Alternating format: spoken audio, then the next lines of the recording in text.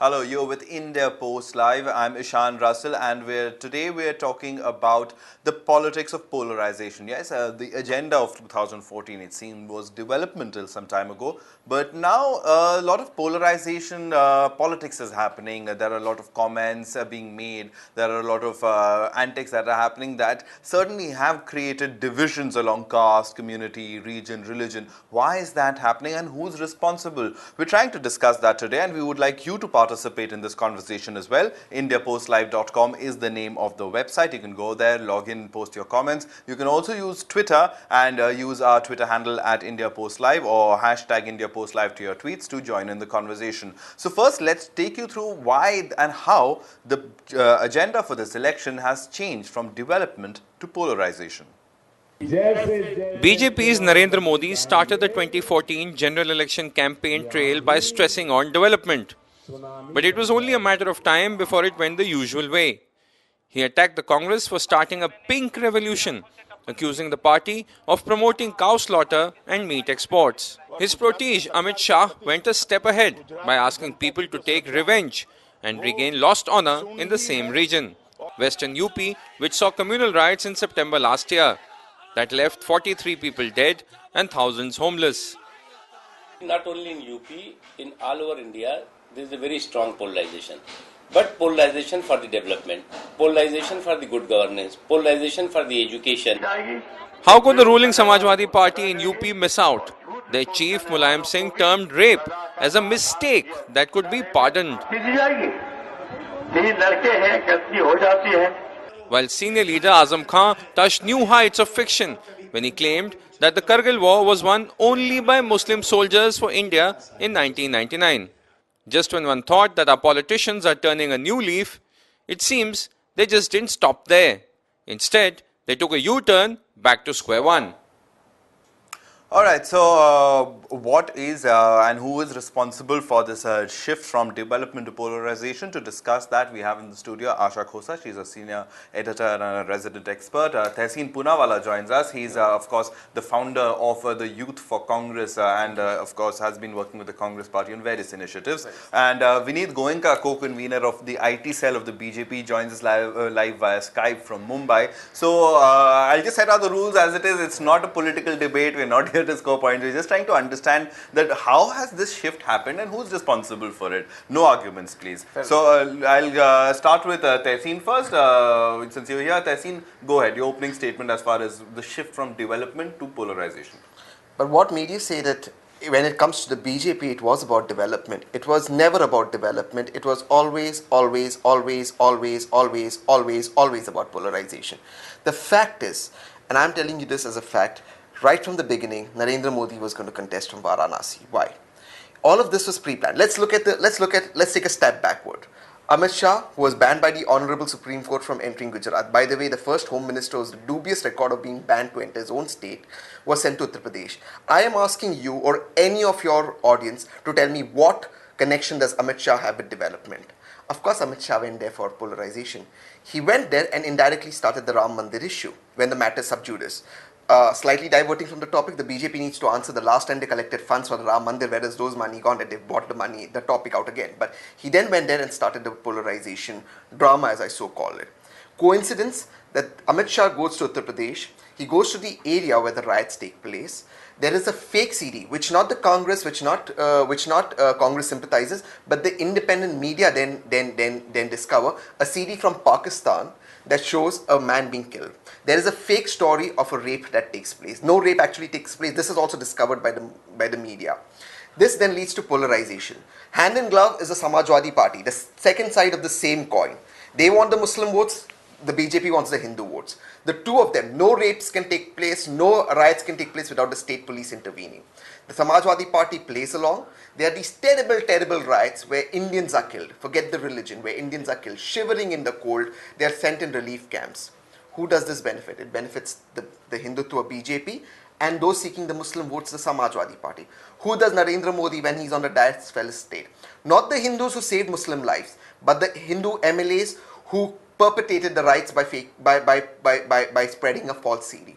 Where does development figure in all of this? Why has Narendra Modi today chosen Varanasi, the rock bed of Hindutva?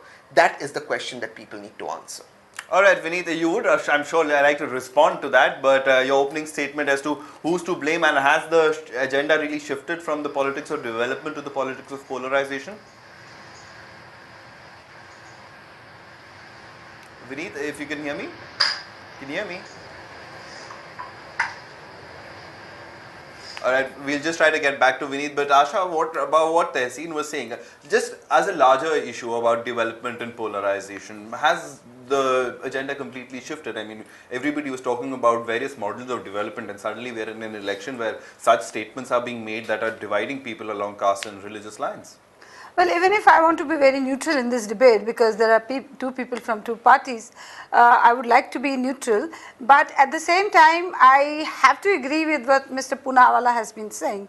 You know, when BJP fielded Modi, Modi comes with a certain baggage, he comes with a certain image, he comes with a certain ethos, values, and he's there as a symbol of parties behind him, and they say Narendra Modi, ab ki baar Narendra Modi, as they say. So when he comes there, others probably have no choice but to kind of react to what BJP is doing, and BJP did what exactly they were planning. Banaras, all this symbolism and actual happening on the ground, how the Modi model of development suddenly vanished, and how other issues took over during campaigning. And we saw what we saw in Uttar Pradesh, Amit Shah being banned, Samajwadi Party playing its own game, and things spreading to other parts of the country also.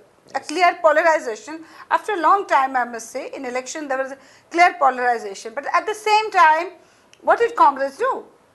That is the question. If they had they started with their developmental model, had they started with the achievements of 10 years of UPA government, somewhere down the line they have also lost the track. They are also reacting to what BJP is doing. They are not sticking to their agenda. So if they are not actively polarizing the situation, they somehow are falling into the BJP trap, and they sound to be jittery at this moment, and willy-nilly they are also falling in the same trap and saying that, crying foul, and see, they are polarizing, Mulayam Singh is polarizing, and where are they? Where is their rhetoric gone? They are no longer in the, projecting themselves as achievers. So they somewhere have lost the battle. Right. Psychologically they have lost the battle, and they are not as confident as they were in the beginning. All right, I'll come back to you. I'm sure you would want to respond to that, but Vinit hasn't made his comments. Vinit, we've been having a very heated discussion where it seems your party is responsible for shifting the goalpost from development to polarization and is enjoying the benefits of that as well. From the day one, we have been talking about development, and we would like to showcase the development of Gujarat. It's rather Congress who has been doing politics of divide and rule since the independence. It's not we.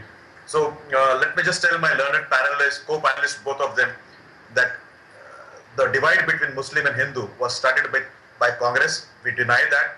In fact, you see Bharatiya Janata Party, we have got a lot of Muslim leaders. Sarnawaz Hussain Saab is there. We have got other people who have been leading us in the front. And in Gujarat or in other states where BJP is ruling, you see the conditions of Muslim, you see their life indexes, both are fantastic. Okay, I would love to come into this. Sure. I love the fiction that the BJP indulges in. It should name itself the BFP, the Bharatiya Fiction Party. Number one, if Vinit only took the effort before coming onto this debate, and he can now on Google see Golwalkar's writing, where Golwalkar says Muslims in India should be treated the same way Hitler treated Jews. It is his party founder who's written. I dare him on this live thing to check, Google it right now and check Golwalkar's writing. Golwalkar never accepted the Constitution of India. He never accepted the tricolor of India. He said India will never be a truly independent country until the saffron flag flies over the red fort. This is their writings. This is fact, not fiction. Point number two, let's come down to recent history. How many Muslims did they give a ticket to in the Gujarat Assembly election in the whole Modi wave? The answer to that is zero. How many Muslims have they given a ticket to in Uttar Pradesh and Bihar? He doesn't even remember a second Muslim leader's name in his party except for Shah Nawaz Hussain. That is the state of affairs of the Bharatiya Janata Party. But anyways, I'll give him a name, Mukhtar Abbas Naqvi. Except for these two, they don't have another leader.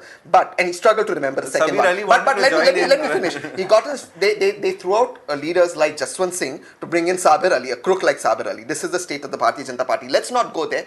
0 tickets to Muslims. They talk about minorities. Forget Muslims. They don't like Muslims. Let me ask him a question. How many Sikh brothers did they give a ticket to in Punjab? You want to know the answer? 0. One Sikh has got a ticket, Ahluwalia from West Bengal. This is the Sikh. So do they like minorities? Forget Muslim minorities. They don't like Sikh minorities. They don't even like the sexual minorities. What is their opinion on sexual minorities who have different sexual preferences? Their opinion to that is, no, they are not accepted. It's against Indian culture. They talk about banning meat export. They consider Dalits a part of Hinduism. Fair enough. I give it to them. Dalits eat beef. What is their stand on that? So they have no stand. It is the Bharatiya Janata Party, a Brahminical party that divided even Hindus, and today they come here and give us lectures. I think it's laughable. It's funny. And I'm glad he finds it amusing because he knows he's exposed. Vinit? Yeah, can I answer it? Yeah, Please. sure. Okay, so let me just tell Tehseen ji that he should read again on Google or any other place. Golwalkarji's statements which he made is absolutely wrong and fictitious. I dare him on television. On this, I dare you on this medium, open Google, I will show you his All right, books. we'll I am so sorry to continue interrupt this you, chat on Twitter, but I've read then- his books in depth. I have read his books in depth. I will send you a copy after this. Take your Which email book address. did you read about him? Which book All right, has let's he not written get into about? semantics. So We'll continue the see, semantics when you later, were but speaking, respond, I was Vinit. listening to it patientfully. What I did is I allowed you to speak because I'm I sorry, thought I'll please hear continue. about. So if you could just give me a patience. I'm sorry, please continue. That I'm will- sorry. I'm sorry, please. Yeah. So Tehseen, Ji. just to let you know that A, Golwalkarji's no statement, no book, I'm talking to you with a lot of authority and knowledge, where he has not respected the track. A, rather if you say in the 1948 events or in the events post after that, it is Golwalkarji Guruji who has talked about Indiaism, he's talked about growth of the country, and that's how you see all of the organization which has come up. A. B, it is the Congress which has polarized the country. If you want to talk about Golwalkarji, let us have a separate debate on that, and I'll talk to you about what Golwalkarji has written and how your knowledge is incomplete. A. B. This is Congress which has done 1984 rights. This is Congress which has done Bhagalpur rights. This is Congress which has done Assam rights. So when you talk about state-sponsored killing, please answer all that. 1984 to till date is almost around 30 years. What have you done with these people? Assam, what have you done there? What have you done in Bhagalpur? So let's not talk about this. This is Congress's president and the Prime Minister who told that ki bada jhad girta hai, tab log kafi sare That's log not a piche true tab. statement. All right. Okay, so whatever Congress says, whatever is against Congress is not true, and whatever you feel is right. Let me take I just want to establish one thing. I just want to establish one Let me thing. answer on tickets. Let me answer. Your second part was on tickets. If you understand, in this India, it's not only Muslim which are minority. There are other also community and religions which practice the faith here very freely. Sikhs? Let me take about. I'm answering. Don't leave me. So it is. Let me talk about a microscopic minority called as Parsis. We have given ticket to them Zoroastrians. So what are you talking about? Talk They feel about more Sikhs, secure in brother. Gujarat than anywhere else. So please do your homework properly. Whether and taking the names of leaders, I don't have to blow out and I have so many leaders. So if I want to talk to you, the person who works with me very closely, Haider Azam in Maharashtra, please go and talk to him. How friendly he is doing it. We don't have to showcase Muslims because we have people who are loyal to us, loyal to this country, and they talk about development and all. All right, But see, he's but not I just answered want- my question on Sikhs being given a ticket. He diverted to Zoroastrians being given some corporation tickets. He's not answered Sikhs being given a ticket in Punjab. In this whole Modi wave, which they claim is a Modi wave, they didn't find one Muslim of Uttar Pradesh and Bihar, which have a sizable Muslim population. In Punjab, they didn't find one Sikh brother to give a ticket, one Sikh winnable brother. All right. What is their stand? What is the stand on sexual minorities? You didn't find a Ask single them to stand on sex. Hindu- They have no All right. stand on I think minorities. this You is have to an just go to endless him debate. and This sit certainly there is- in front of him.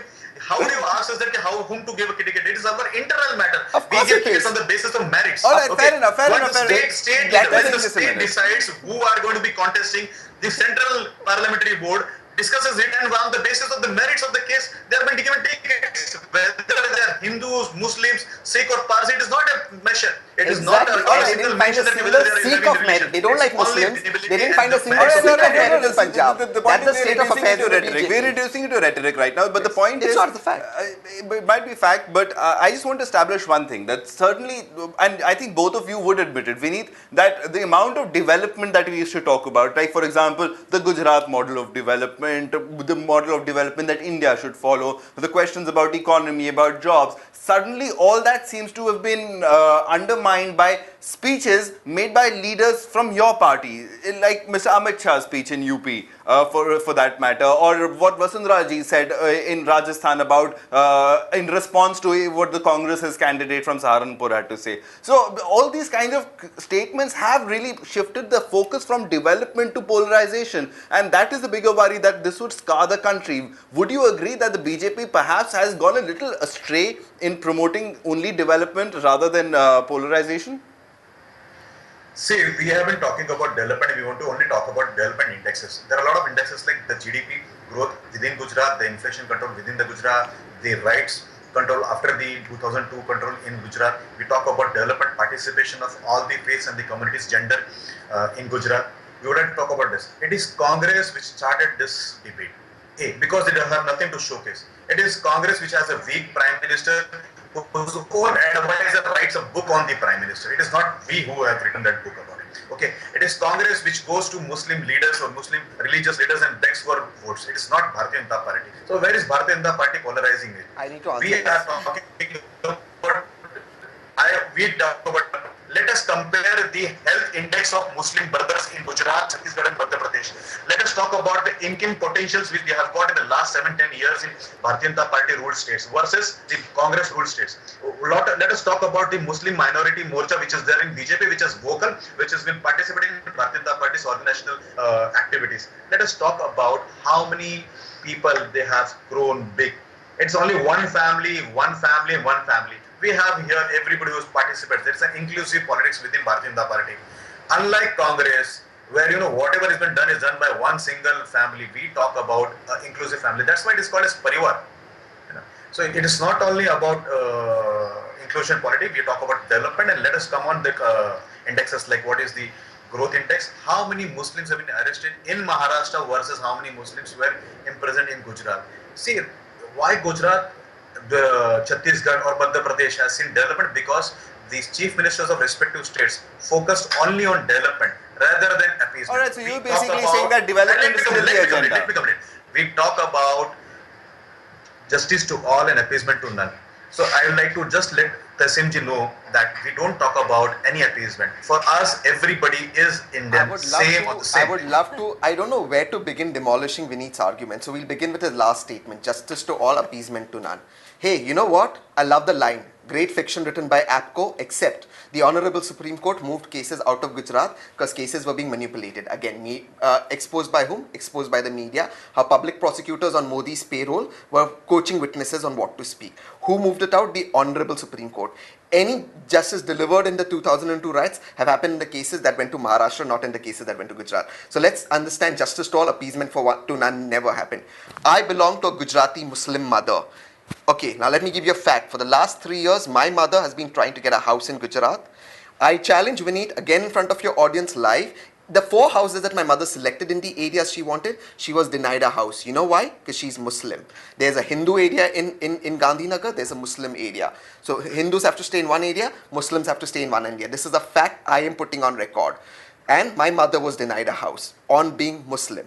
Point number 3, he talks about what was the other other piece of fiction that he brought about. He brought about the 1984 riots. You know, the cases on the RSS people who were indulged in the riots were closed by none other than their Iron Man, Mr. L.K. Advani. It is a matter of regret and shame that the 84 riots happened under Congress. Let me finish that. It is a matter of regret and shame. Hope the Supreme Court would have intervened as it intervened in 2002 riots. But here's a question. Is any of our Sikh brother today scared under the Congress government? No. But Muslim brothers are still scared under the Gujarat government. And now let's demolish his myth of Gujarat development. So I'll give you facts. Let him Google again. So here's a fact. The only chief minister who Narendra Modi beats in better GDP is Keshubhai Patel. It is Congress chief ministers Madhav Solanki and Chimanbhai Patel who clock better GDP growth than Narendra Modi. This is in the pre-liberalization area. It is Gujarat under Congress that made more strides in every single index. In fact, on the Human Development Index, hold on a second, in the Human Development Index, Gujarat has fallen down. It is behind Haryana. And I'll tell you what, before Modi took over, before Keshubhai Patel, I'm sorry for the error, took over Gujarat, it was Maharashtra number 1, Andhra Pradesh number 2, Gujarat number 3, Karnataka number 4. Now the statistics is Maharashtra number 1, Andhra Pradesh number 2, Andhra Pradesh is now split. Haryana's moved to number 3, Karnataka's gone down to number 4, Tamil Nadu's number 5, Gujarat's moved to number 6 under Narendra Modi. These are statistics they can check. Of course, they will come up with their own fiction, but these are statistics. Alright, but that's the whole point. Vinit, I know you would want to come in, but I would want to just shift the focus of the debate a little. Please. Because the point is, you've made your points that you believe they're incorrect, they believe you're incorrect. Aasha, the country at the end of the day is suffering because of divisive politics, and that's my concern, that rather than talk about issues, we talk about indices, growth indices, GDP, we suddenly seem to be talking about politics of revenge, politics of chopping people's hands off. I mean, that is what is dangerous for this country, and as this election goes on, it could even become more vitriolic. That's a fact. In fact, people who are going out and reporting from the ground, they're all worried about this polarization, the impact it's having on the grassroots. And let me make one thing very clear. When BJP projected Mr. Modi, they started saying that there's a Gujarat model, but they never actually publicized it.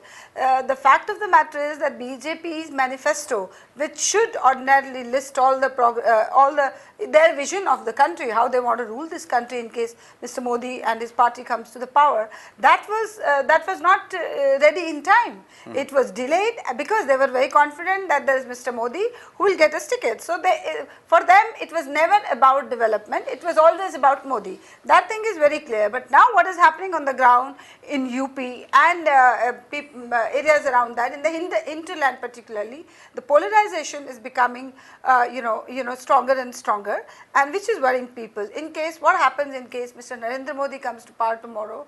What will happen to in those small villages and hamlets where people are, their mindset has been created. You are a Hindu, so you should hate a Muslim. You are a Muslim, you should hate a Hindu. So it's after a long time, I think after Gujarat riots, we are seeing for the first time communalization of this level, and which is really a worrying factor for all of us. Yes. All right, Vinit, you want to respond to that? I'm sure you would, but I just like to add a little bit to that. Isn't it worrying for you? I mean, you're one of the new generation BJP workers who've dedicated their life to the party.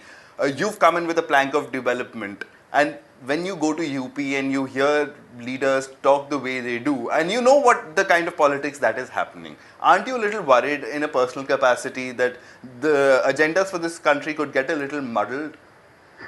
Yeah, let me agree with you, and partly I'm worried when I see my friends from Congress talking about inclusive politics. I'm very sure about my leaders, my party's philosophy, and that has attracted me to this party. So let me request my sister from the panel, Aasha ji, to come to Gujarat, where if you go to Bhuj, I was in Bhuj sometime there. It is the Muslim brothers who have got the economical benefit of the development of Gujarat. A. B. If you see how many people who have migrated to Gujarat from other states, especially the Muslims, for want of job and economical activities, the numbers are very, very high. To answer our third question, whether we have included our things in manifesto or not, please read the manifesto. It talks about a modern India must be a nation of equal opportunities, and party believes that in India is unity in diversity. We talk about our strength. The strength is unity. We have talked about development as common well. civil code. They talk about a common civil code. See, when they were speaking about a common civil code. And being outside the studio should give me a little bit of this. Yeah. Okay. This is Aasha ji. It is Home Minister of India, Shri Shinde ji, who talks about saying that no Muslim youth should be detained. Now, how can a Home Minister say that no particular religion youth should be detained? Why should he favor one particular? That's a gross lie. You would have to correct him. He did not say that. That's a gross lie. That's a gross lie. He did not say that. Yeah, anyway, that's a gross lie. He said no innocent youth should be detained, and also make sure, because a majority, and this is an RTI file, a majority of the youths detained are Muslims innocently. In that context, but he said no innocent, including Muslims. That's what he said. Do not misinterpret somebody. This is the point of the lie. All right, one by one. No, that's a lie. Aasha just wanted to respond. Aasha. Yeah, I think Mr. Shinde got a lot of flack for that. He was not appreciated for this particular comment. He had to later so correct. Aasha ji, you said what you essentially is saying that he has got flanked. He got flanked because he said so. So let Mr. Poonawalla understand that he said so first. And no, he did not say no. He did not say no Muslim. He said no innocent. The word innocent And should then not he be later used. added And then he Muslim. did clarify it. All No, right, the but point here is, Vinit, I am asking you, Muslims in Gujarat, they are living in particular condition. When Mr. Modi is ruling, Muslims have whatever you tell us about Gujarat Muslim, we have to take it from you. But now we are talking about Uttar Pradesh, the hinterland, which gives the bulk of seats to Parliament, where BJP is very keen that they should get. If they have to make it in Delhi, they have to get maximum number of seats from Uttar Pradesh particularly, and that is where BJP is trying to polarize the situation, and that is our worry. That is the worry of all right-thinking people. We are not talking about Gujarat, we are talking about UP, please. Okay, so when it is convenient, you talk about UP. When it is not convenient, you talk about Gujarat. So just because you're talking about UP, do I talk about UP, or let me talk about the National Minority Commission? This thing. If you talk about V.V. Augustine, what have he said? Please understand, he is a part of National Minority Commission. He said that I have traveled across the states. In Gujarat, there are more rich Muslims and more Muslims, but both of them are happy and their conditions are improving. Listen, this is not BJP's person. Yeah, Vinit. it is. Let me quote one more thing. Let me quote the former IGP of Maharashtra. I'm trying to recollect his name. Yeah, Mr. Musrif. He said that the most safe place for any minority community in India today is Gujarat. Musharraf was the same guy who was charge cheated in the Telgi scam, by the way. Okay, continue. Please continue. Please continue. By the Maharashtra government. Please continue. No, please continue. Please continue. No, I'm just telling you. I'm just telling you. Continue. This is the problem. This is the problem. This is why. Just hang on, Vinit, now. Your own home minister, former home minister. Just a minute, Tehseen, 1 minute. See, this is why we are having this conversation. This is why we are having the Vinit. It's okay. He quotes a person who's this is charged why we are by the having this Maharashtra conversation. government. We're still talking Hindu-Muslim. We're not talking GDP. So we're not talking development. We're not talking economics. We're not talking growth plans. We're not talking agendas. Here's the question to you. Has he refuted my claims that Chimanbhai Patel and Madhav Salanki had better GDP? He couldn't refute it. He couldn't refute it on GDP. Let's talk Gujarat development. I want to. Has he refuted that my mother's not got a house? I'm daring him in front of your viewers, get my mother a house in the area she wants. He will not be able to get. Any time. You have not tried.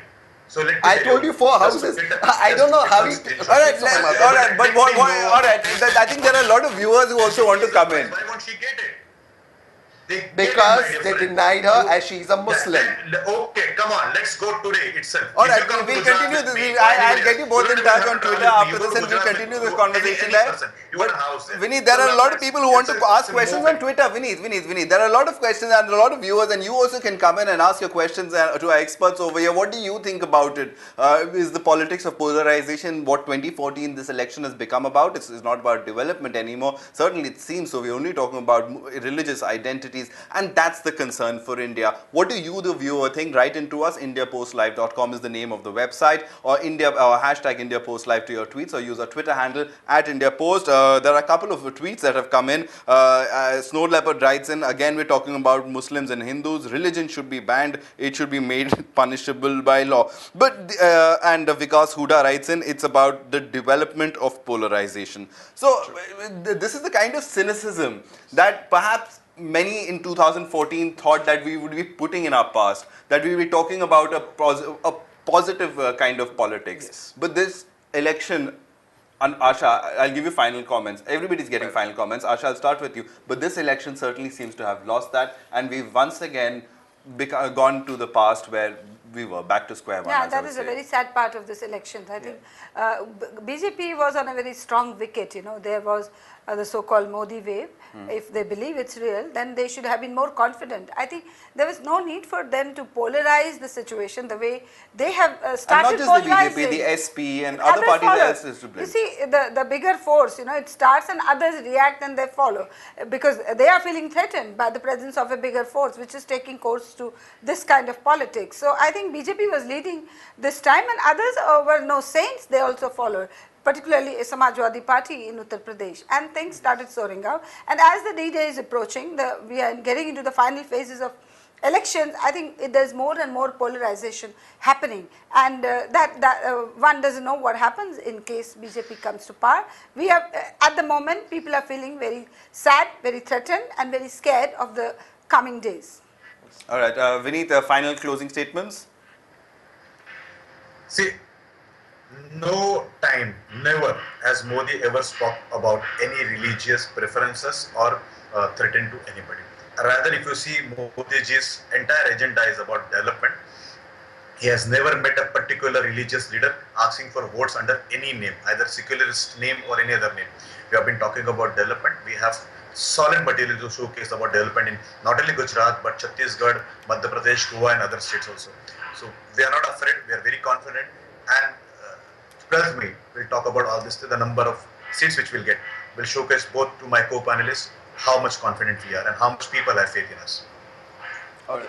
None of the questions I asked him on development he could answer. None of them. The answer to the questions I asked him was a big zero, just like the zero tickets they gave to Muslim and Sikhs. No questions. But let me speak of development because I don't want to polarize this debate. So let me speak of development and let me give you some more statistics about the so-called Gujarat model. I said that Gujarat has fallen down on Human Development Index. The number one state today is Kerala, which is ruled by the Congress. Number two is Maharashtra. Haryana overtakes Gujarat even in Human Development Index. That's a fact. He needs to check his facts on that. But I'm sorry. I never interrupted. He should let me speak. He then spoke about Modi ji not speaking about any of the not speaking about any polarization effect, except that Mr. Modi called Muslims the riot victims of Gujarat kutte ka bacha. Would Modi use the word for the unfortunate victims of Uttarakhand flood? Please keep quiet. Would he use the word? Would he use that word for the Uttarakhand flood victims? He wouldn't. Would he call the victims of Uttarakhand flood kutte ka bacha? It wasn't puppy. It was kutte ka bacha. The word. Would he use that for Uttarakhand flood victims? Listen, that's not polarization. Except that Amit Shah goes there and there's a riot takes place, and when Modi's present, those who've perpetrated the riots are felicitated. But no, Modi did not polarize debate. Last, he accused Mrs. Gandhi of meeting Imam Bukhari. That's what he said. He did not take the names. I challenge him to show me the minutes of the meeting. Was he present? No such meeting, as of my knowledge, did Mrs. Gandhi go to meet. But yesterday, Rajnath Singh. No, she didn't go to meet. But yesterday, Rajnath Singh went to meet Muslim leaders in Lucknow. This is Rajnath tweeted. So if Mrs. Gandhi is polarized and Rajnath tweeted and said, I would seek their support, is not Rajnath Singh polarizing then? By his own logic, what holds true for the goose holds true for the gander. Now, so let's understand what's happening out here. What the BJP does. Both parties, I think, now, at the end of the day, now, who are at the indulging end in of it. the- It is actually, last at the end point, of the day, I just Tehseen, have I've run out one- of time. I'm I'm already sorry. 5 minutes over time. I know this debate should continue, and we'll have a part 2 of this. We'll in fact continue this chat on Twitter as we head out of the studio. Thanks very much, Tehseen and Aasha ji, and thanks very much, Vinit, for coming in. I know the conversation is unfinished, but the election is also unfinished. So can we shift the development agenda back to focus? Can we put polarization aside? Can India do that? Can you do that? Write into us. IndiaPostLive.com is the name of the website, or hashtag IndiaPostLive to your tweets, or use our Twitter handle at IndiaPostLive. Write into us. The debate, of course, will continue. This one surely sure will. Thanks so much. Thank you.